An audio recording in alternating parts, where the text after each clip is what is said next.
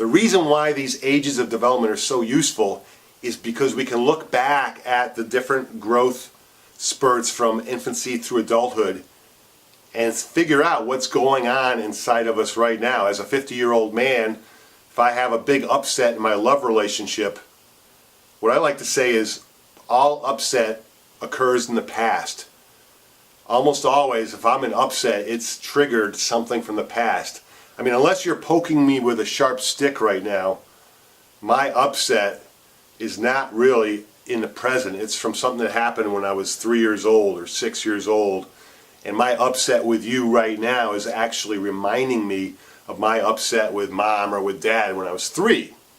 And so if you can use these ages of development as a tool to go back into an earlier version of your life and begin to uncover and begin to excavate, well, what is it that I decided about relating to a woman when I was 3 years old?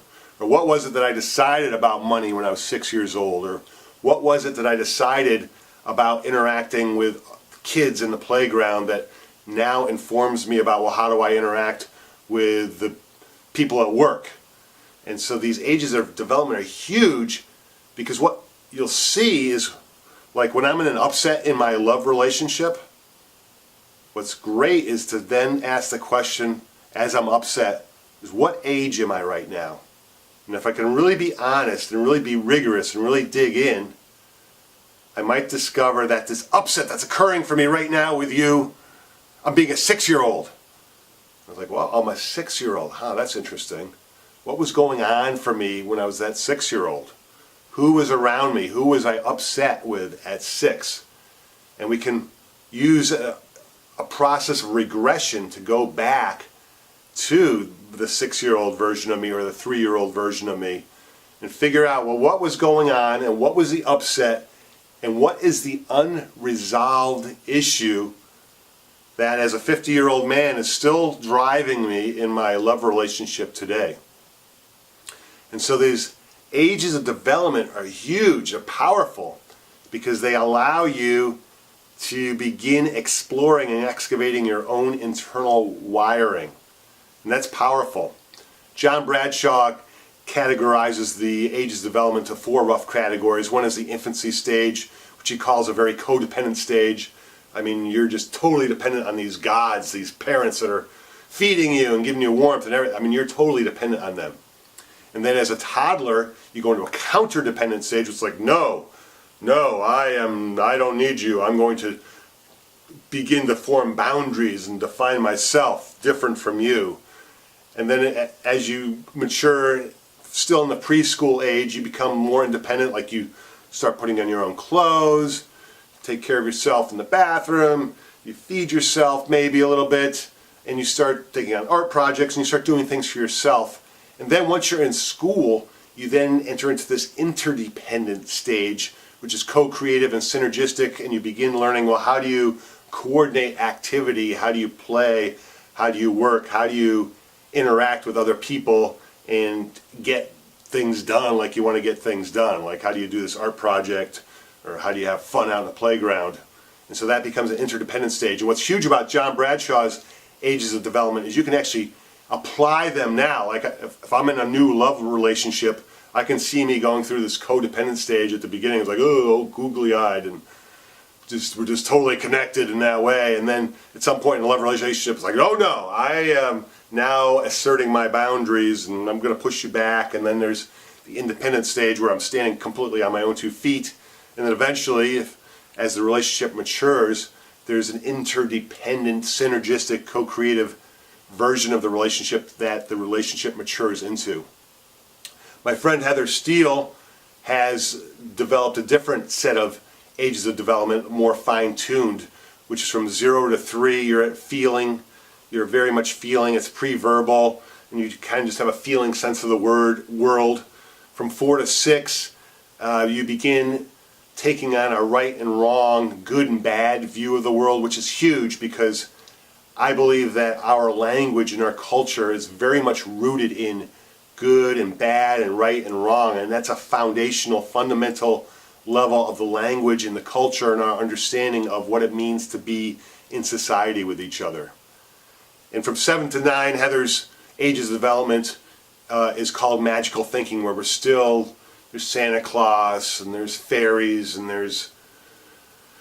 the world is just this magical place. And what's really important about that is as we mature past that, there's a time where we move beyond magical thinking into linear, analytical, logical thinking, and we leave magical thinking behind altogether. Unless we get stuck in that age, and then as adults we might still be in magical thinking. At the age of 10 to 12 we become very much self-identified. We develop our identity. From 13 to 15 we have a clearly defined sense of sexuality. Around the age of 12 to 13 is when we have a very clear idea of our sexuality. And then at the age of 16 to 18 we are an adult. Now, this is not an adult from the 40-year-old point of view. This is an adult from the 16-year-old. When you're 16, you know that you know everything. Like I like to say about my daughter, when she turned 16, 17, it was the height of knowledge. She knew everything. And that's how it was for me. When I was 16 or 17, I knew everything. And then by the time you get to be 50 years old, you know nothing, right?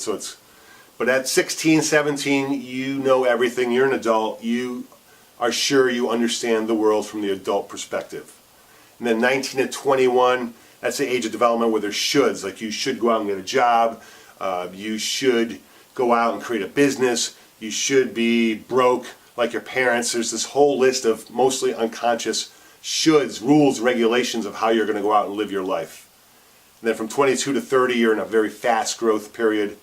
And then from 31 on, you just continue playing out patterns that you've established from the earlier ages of your life. And so these ages of development are huge and very powerful because you can go back and excavate the early times in your life and begin discovering the hard wiring, the belief systems, the mode of thinking that is informing how you are living, reacting, believing right now. It's like if I have an upset in my love relationship right now with you, if I'm upset, like I like to say that most or all upset occurs in the past. Is when I'm upset right now, I'm actually not upset right now. I'm upset then, and I've been triggered back into then. It's like if you're poking me with a sharp stick right now, okay, that's upsetting right now. But in general, if I'm in a love relationship and the person across from me, if I'm upset with this person, that upset, as generally speaking, is occurring when I'm 3 years old or 6 years old. And what's useful is you can be rigorous. You can be brutally honest with yourself, and you can say, well, I'm upset. Okay, I'm upset right now. I'm upset with this person. What age am I right now? What age am I being? Am I upset? And if you can really be that honest with yourself, you can find, oh, well, wait a minute, I'm a 6-year-old right now.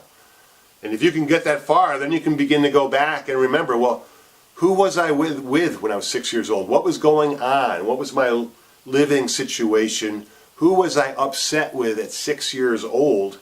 And if you can begin to consciously do that regression of going back to that time, you can find that source upset that's still buried in your body, that's still living in you. And you can begin to do the work of opening it up, taking it out, and bringing it to the light of day. It's like, wow, I'm carrying this upset from 6 years old is one of the main driving forces that has me do love relationship the same way over and over and over again. So these ages of development are huge because it's not just like we go through 3-year-old, 6-year-old, 9-year-old once. We're cycling back through it again and again, and particularly for the incomplete, for the unprocessed, for the wounds, the traumas, the belief systems that were just buried in our body and we tucked them away. They're still running the show. And to the degree that we can begin to open ourselves up and dig in and look at, well, what is this 6-part piece of me that's running me in my love relationships? What is this 3-year-old piece of me that's causing me to show up at work this way? What is this 5-year-old part of me that has me relate to money in this way, and always, no matter what I do, I have the same financial situation occurring over and over and over again? And this is powerful because you're not destined to repeat the same patterns over and over again if you're willing to take responsibility for the patterns, if you're willing to do the work of excavating the patterns and owning them. And as long as you don't own your patterns, they own you.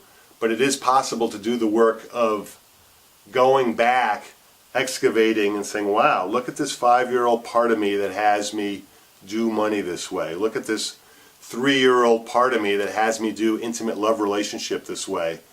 And begin to get this stuff out and before your eyes and start looking at it.